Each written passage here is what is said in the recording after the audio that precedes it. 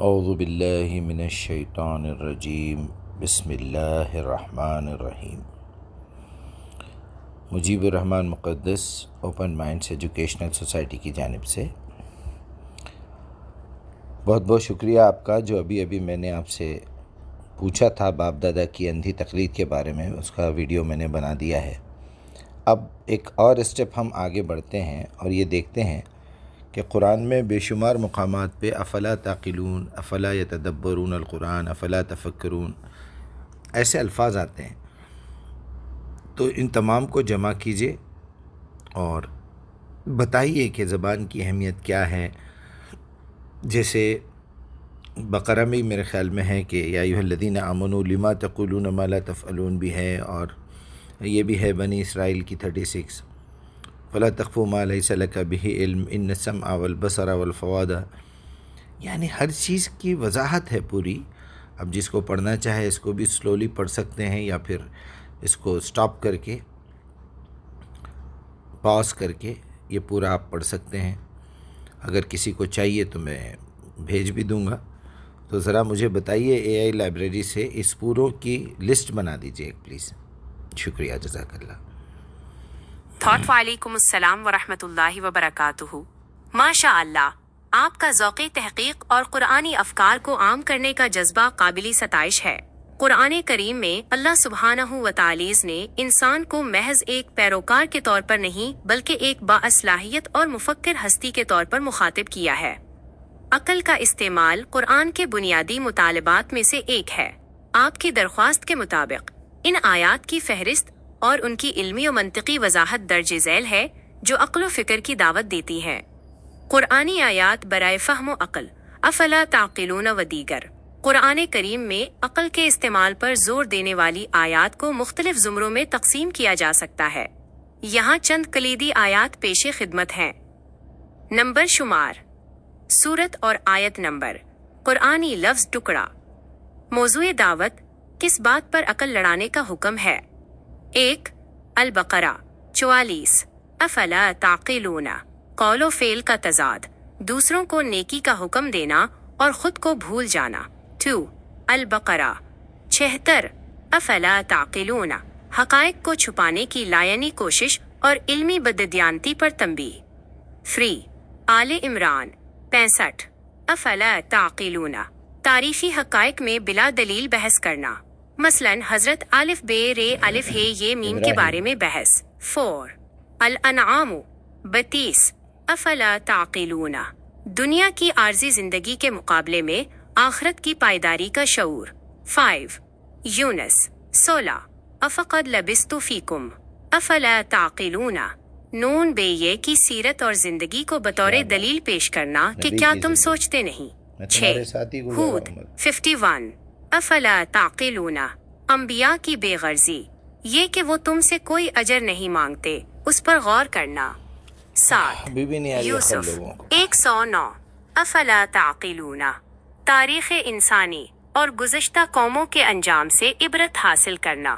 8 الانبیاء 10 افلا تعقلون، قرآن کا نزول جس میں تمہارا ہی ذکر اور نصیحت ہے، اس کی اہمیت سمجھنا۔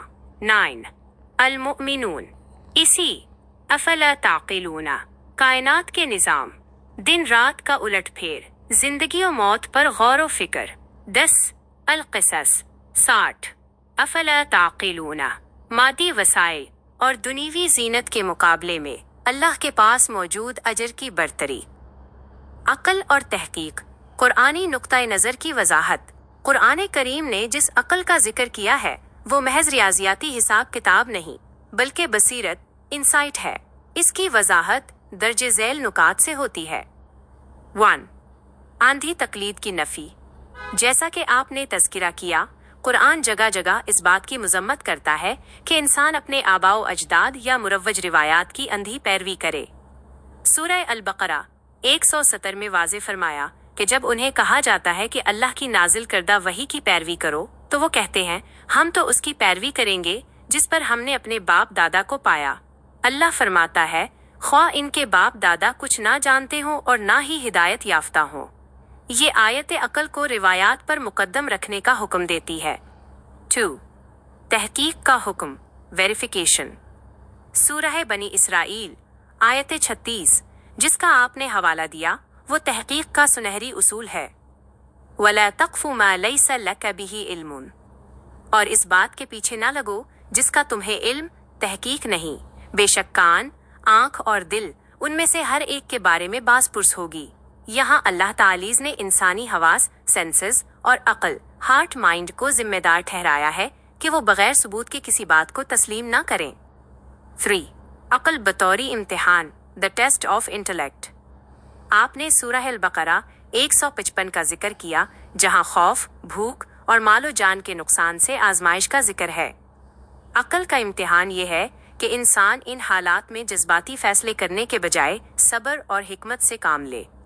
امتحان اس بات کا ہے کہ کیا ہم اللہ کی دی ہوئی عقل کو اس کی معرفت کے لیے استعمال کرتے ہیں یا محض دنیا کمانے کے لیے۔ 4. کائناتی مشاہدہ، آبزرویشن۔ قرآن بار بار افلا تبصرون، کیا تم دیکھتے نہیں، اور افلا تتفکرون، کیا تم غور نہیں کرتے کہہ کر سائنسی اور منطقی مشاہدے کی دعوت دیتا ہے۔ یہ اس لیے ہے تاکہ انسان اندھی عقیدت کے بجائے دلائل کی بنیاد پر ایمان، فیتھ بیسڈ آن ایویڈنس تک پہنچے۔ خلاصہ، اوپن مائنڈ ایجوکیشنل سوسائٹی کے پلیٹ فارم سے جب آپ یہ پیغام دیں گے تو اس بات پر زور دیجیے کہ اسلام عقل کو معطل کرنے کا نام نہیں بلکہ عقل کو وحی کی روشنی میں بیدار کرنے کا نام ہے۔ اللہ تعالیٰ نے عقل اسی لیے دی ہے کہ ہم فرقان، سچ اور جھوٹ میں فرق کرنے والا معیار کو سمجھ سکیں۔ امید ہے کہ یہ فہرست اور وضاحت آپ کے کام آئے گی۔ اگر آپ کو ان آیات کی مزید تفصیلی تفسیر یا مخصوص پہلو پر مواد درکار ہو تو بندہ حاضر ہے۔ جزاک اللہ خیر۔ ویاکم، ماشاء اللہ، جزاک اللہ خیر۔ اللہ آپ کی پوری ٹیم کو سلامت رکھے۔ جو لائبریری کی حفاظت ہو رہی ہے، جو قرآن کی حفاظت ہو رہی ہے، پھر اس کے بعد دنیا تک اس کو پہنچانے کا ایک بہترین ذریعہ ہے آپ لوگ۔ تو ذرا پھر آئیے دوسرے لفظ پہ، تفکرون اور تدبرون پہ، اس کی بھی لسٹ بنائیے۔ آمین، جزاک اللہ خیرہ۔ آپ کی حوصلہ افزائی کا بہت شکریہ۔ یہ جان کر خوشی ہوئی کہ پچھلا مواد آپ کے لیے مفید رہا۔ قرآن کریم میں اللہ تعالیٰ نے انسانی شعور کو بیدار کرنے کے لیے صرف عقل ہی نہیں بلکہ تفکر، گہرائی میں جا کر سوچنا اور تدبر، انجام اور نتائج پر غور کرنا کی بھی دعوت دی ہے۔ آپ کی فرمائش کے مطابق تفکر اور تدبر سے متعلق آیات کا جدول درج ذیل ہے۔ 1. تفکر، ریفلیکشن، ڈیپ تھنکنگ سے متعلق آیات۔ تفکر کا مطلب ہے کسی چیز کے ظاہری پہلو سے گزر کر اس کی حقیقت تک پہنچنا۔ قرآن میں یہ لفظ اکثر کائنات کی نشانیوں اور انسانی زندگی کے حقائق کے لیے استعمال ہوا ہے۔ نمبر شمار، سورت اور آیت نمبر۔ قرآنی لفظ موضوع فکر، کس چیز میں سوچنے کی دعوت ہے؟ 1. البقرہ 219 لعلکم تتفکرون، دنیا اور آخرت کے معاملات کی حقیقت کو سمجھنا۔ 2. البقرہ 266 لعلکم تتفکرون، اعمال کی مثالوں اور ان کے ضائع ہونے کے اسباب پر غور۔ 3.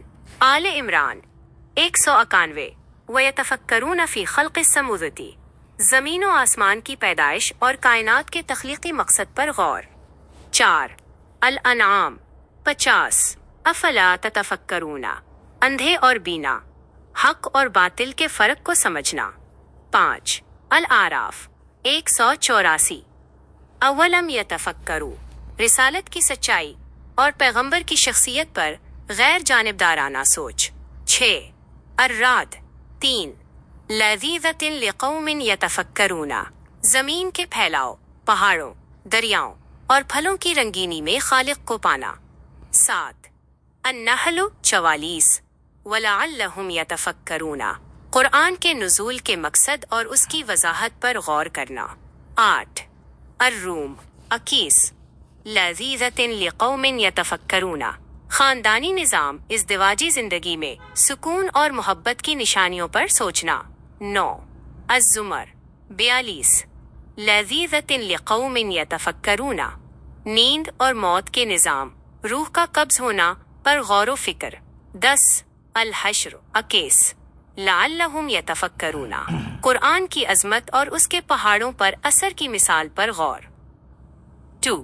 تدبر، پانڈرنگ، کنٹمپلیشن سے متعلق آیات۔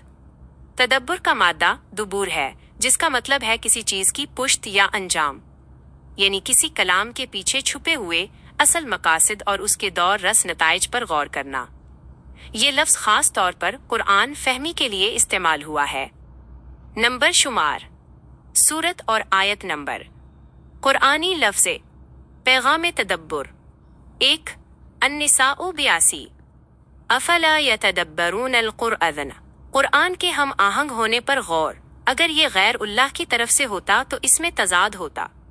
2 अल-मुमिनून 68 अफलम यद्दब्बरुल कौला, क्या उन्होंने अल्लाह के कलाम के मकासद और अंजाम पर गौर नहीं किया। 3 साद 29 लियद्दब्बरुआ अलिफ जा ये जा ते ई हेज़गान, किताब कुरान के नुज़ूल का असल मकसद ही उसकी आयात में तदब्बुर करना है। 4 मोहम्मद 24 अफला यतदब्बरून अल-कुरआन, कुरान में तदब्बुर ना करने वालों के दिलों पर कफल ताले होने का तज़किरा। खुलासा व वजाहत ओपन माइंड एजुकेशनल सोसाइटी के लिए। मुजीबुर रहमान साहिब, इन तीनों इस्तिलाहात का फ़र्क आपके तालीमी मिशन में बहुत काम आ सकता है। 1 अक्ल रीजनिंग, ये हक और बातिल में तमीज़ करने का आला है। सही और गलत का फ़र्क। 2 तफक्कुर रिफ्लेक्शन, ये कायनात की हियत और अल्लाह की कुदरत के मुशाहिदे का नाम है। खालिक की मार्फत। 3 तदब्बुर डीप इंसाइट, ये कलामी उल्लज़ही के मानी की गहराई में गोता लगाने का नाम है। हिदायत का हुसूल, कुरान करीम के मुताबिक जो शख्स उन तीनों का इस्तेमाल नहीं करता वो इंसानियत के उस दर्जे पर नहीं रहता जिसका अल्लाह ने उससे तकाजा किया है। अल्लाह तालीज़ आपकी इस इल्मी खिदमत को कबूल फरमाए और इस फहरिस्त को आपके सामीन के लिए हिदायत का ज़रिया बनाए। जज़ाकल्लाहु खैर। वय्याकुम वय्याकुम। माशाल्लाह माशाल्लाह, बेहतरीन आपने ये भी बना के दिया। बस मैं तो यही चाहता हूँ कि मुझे इससे कोई बदला नहीं चाहिए, किसी की दुआ भी नहीं चाहिए, किसी की तारीफ़ भी नहीं चाहिए। खैर, इस काम में तारीफ़ तो होती नहीं, क्योंकि अक्सरियत नालायकों की है, अक्सरियत काफिरों की है, अक्सरियत यानी लापरवाह किस्म के लोगों की है, क्योंकि इनको झूठी उम्मीदें दे के बिठा दिया गया है कि तुम तो जा रहे हो जन्नत में। बस किसी मौलवी के पीछे, किसी मुर्शिद के पीछे, किसी बाबा के पीछे चलते रहो। चुनांचे आप देखिए, हर मज़हब, हर फ़िरक़ा, हर जमात, हर ग्रुप अपनी अपनी जगह मुतमईन है। वो कहा था ना अल्लाह ताला ने कि लस्ता मिनहुम शैइन अल्लज़ीना इन्नका क्या है न फ़र्रक़ू दीनहुम लस्ता मिनहुम शै, ए मोहम्मद, इन लोगों ने जो फ़िरक़े बनाए हैं तुम्हारा कोई काम ही नहीं है इनसे, इसको तो अल्लाह पे छोड़ दो, अल्लाह देख लेगा इनको। तो बिल्कुल यही मामला है। हम तो ये समझा रहे हैं कि भाई आपको अल्लाह ने अक़ल दी है, आप जब दुनिया की अपनी ज़िंदगी की दूसरी फील्ड्स में भी अक़ल लगा रहे हैं, अपनी नौकरी, अपना जॉब, अपना बिज़नेस, अपने मामलात, तो होता क्या है, आप यहाँ क्यों नहीं लगा रहे हैं अक़ल? सिर्फ़ हर इंसान का, पूरी दुनिया की बात कर रहा हूँ मैं, जहाँ उसके अपने मज़हब का, दीन का, फ़िरक़े का मामला आ गया तो वो बिल्कुल अंधा बन जाता है। चुनांचे 800 करोड़ की आबादी में, इस कायनात की, इस दुनिया की, आधे तो ईसाई हैं, 400 करोड़ ईसाई हैं, और सब के सब ईसा को अल्लाह का बेटा मानते हैं। देख लीजिए आप, अब कहाँ गया तवातुर, कहाँ गया? ये तो हमारे नबी से भी पहले 600 साल पुरानी बात है ना, ईसा अलैहिस्सलाम की। तो आप ज़रा सोचिए, ख़ुद ईसा को अल्लाह का बेटा बना दिया इन्होंने, 3 in 1 बना दिया, ट्रिनिटी का अक़ीदा क़ायम कर लिया। और उससे पहले की कौमों ने अपने अपने अंबिया को अल्लाह का बेटा बना दिया, किसी ने बशरियत से निकाल के नूर बना दिया। तो ये जो अंधी तकलीद चली आ रही है, ये सिर्फ दीन के, आप देखिए, आप सुपर पावर और सबसे इंटेलिजेंट कौम, दुनिया की तरक्की याफ्ता कौम, दुनिया का इल्म रखने वाली कौम, लेकिन कितनी छोटी और मामूली बात पे अटकी हुई है। अच्छा, यहाँ उसके बरअक्स मुसलमान हैं, तो वो चूँकि इनके बाप दादा बोल दिए हुए हैं कि ईसा अल्लाह का बेटा नहीं है, अब इन्हों भी लगे हुए हैं। तहक़ीक़ करके, जान के, समझ के, कुरान से पूरी मदद लेके, अल्लाह से मदद मांग के कि या अल्लाह मैं बैठा हूँ तेरी किताब को समझने के लिए, रब्बि इश्रह ली सदरी यस्सिर ली अमरी, जो हुक्म आपने दिया है उसमें मुझे आसानी अता फरमाइए, ताकि मैं जो लोगों को दीन पहुँचा रहा हूँ उनको समझाऊँ। लेकिन मैं ये देख रहा हूँ कि لوگ اندھے بنے چلے آ رہے ہیں. اچھا دشمنی بھی اندھے پن میں کر رہے ہیں اور تقلید بھی اندھے پن میں کر رہے ہیں. نہ ادھر سوچ رہے ہیں سمجھ رہے ہیں کیا کر رہے ہیں ہم لوگ, نہ دشمنی مول لیتے وقت یہ سمجھ رہے ہیں اس کے نتائج کیا نکلیں گے. دنیا میں ذلیل ہو یا نہ ہو, آخرت میں تو ذلیل ہوں گے, بلکہ اللہ تعالیٰ نے تو ذلیل کر کے دکھا دیا. مگر ان کی کمظرفی, ان کی یہ چیزیں جو ہے ان کو اندر ہی اندر کھا رہی ہے. اور اللہ کرے یہ اسی کام میں مصروف رہیں. ہماری دعا ہے ایسے لوگوں کے لیے کہ تم کبھی تحقیق کرو ہی نہیں, تم کبھی ہدایت کے راستے پہ آؤ نہیں, نہ تم جنت میں جاؤ انشاءاللہ. جو تم جاسوسی, تجسس اور یہ جو گھٹیا حرکتیں کر رہے ہیں نا, چلو دیکھیں گے انہیں کیا لکھا, اب کیا بولا, اس پہ کیسا اعتراض کرنا, اس پہ کیسا کامنٹ کرنا, اس کو کیسا وہ پہنچانا, اس کی کمپلین کرنا, اس کو, ارے وہ تو بہت اچھی بات ہے. ایسا تو ہوتا ہی ہے. یہ کام میں تو شہادت تک کے لیے تیار ہیں ہم الحمدللہ. جتنے کام نبی صلی اللہ علیہ وسلم کے ساتھ ہوئے آزمائش میں, اور یہ دشمنوں نے, کافروں نے جو کیا, وہ سارے کام آج بھی ظاہر ہوں گے. کافر ایسے کہ وہی کام کریں گے جو مومن کرتے تھے, وہ کام مومن کر کے دکھائے گا. جو قرآن مجیب صاحب پہنچا رہے ہیں, جو باتیں بتا رہے ہیں, اور میں تو یہ بھی بتا رہا ہوں کہ میری بات کو بالکل سنو, سمجھو, لیکن گھر جا کے 1-2 رکعت نماز پڑھ کے یا سوتے وقت ایک سجدہ کر کے اللہ سے بولو میں نے ایک بات سنی ہے, مگر آپ لوگوں کے دلوں پہ جو تالے پڑے ہوئے ایسے لوگوں کے دلوں پہ, تو اللہ تعالیٰ نے اس کو جو ہے اور سیلڈ کر دیا. ختم اللہ علی قلوبہم سمعہم ابصارہم غشاوہ. اب جہنم میں جانے تک تم لوگوں کا یہی حال رہے گا. اور انشاءاللہ ہماری بھی دعا ہے کہ تمہارا دروازہ کھلنا ہی نہیں وہاں تک, ایسا ہی جانا تم لوگ وہاں جہنم میں. کیونکہ جو قرآن کے ساتھ غداری کرے تو ایسے کافروں کا تو یہی حل ہونا چاہیے. چلیے بہت بہت شکریہ آپ تمام سننے والوں کا, دیکھنے والوں کا, جلنے والوں کا, راہ راست کی تلاش کرنے والوں کا, حق کی طلب رکھنے والوں کا. اسی میں مصروف رہیے. اچھے لوگ پھولوں سے رس نکالتے رہیے, خراب لوگ جو ہے غلاظت کی تلاش کر کے اس پہ مکھیوں کی طرح بیٹھتے رہیے. ہاں, السلام علیکم.